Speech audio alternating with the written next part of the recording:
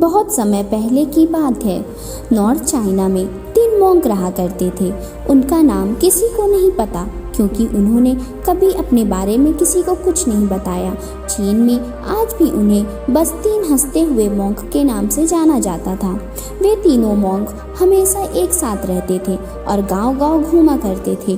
वो जिस भी गांव में जाते वहां की बाजार के बीचों बीच खड़े होकर जोर जोर से हंसना शुरू कर देते थे।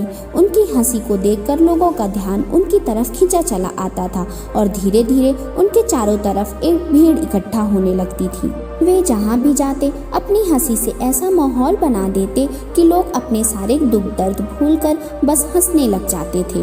पूरे चाइना में उनके बारे में बातें होने लगी। जब भी उनसे उनका नाम पूछा जाता वो बस हंसते और इसी वजह से उनका नाम 3 लाफिंग मॉन्क्स पड़ गया।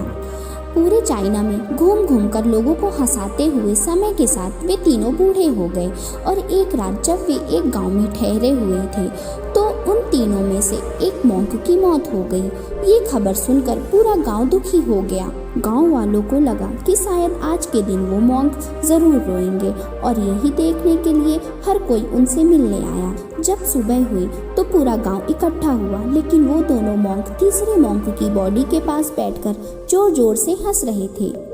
ऐसी हंसी जैसे उन्होंने आज से पहले कभी ना हंसी हो। गांव के कुछ लोगों ने उन्हें समझाने की कोशिश की कि यह आपका साथी था और इसकी मृत्यु पर आपको हंसना नहीं चाहिए। तब उस दिन पहली बार उन्होंने लोगों से बात की और कहा, हम हंस रहे हैं क्योंकि यह आदमी जीत गया है। हम तीनों में शर्त लगी थी कि जो भी पहले मरेगा बाकी के 2 उस पर जोर जोर से हंसेंगे और उस आदमी ने आज हमें हरा दिया। हम अपनी हार और इसकी जीत पर हंस रहे हैं। इसे अंतिम विदाई देने का सबसे बेहतर तरीका और क्या हो सकता है। ऐसा कहकर उन्होंने उस तीसरे मॉन्क को चिता पर लेटा दिया। चीन में यह प्रथा थी कि जब किसी इंसान की मृत्यु हो जाती है तो उसके पुराने कपड़े उतारकर उसे नए कपड़े पहना दिए जाते हैं, लेकिन मरने से पहले उस मॉन्क ने अपने साथियों से अपने कपड़े ना बदलने के लिए कहा था।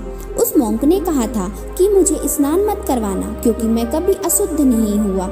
मेरे जीवन में इतनी हंसी आई कि कोई अशुद्धता कभी जमा ही नहीं हो पाई।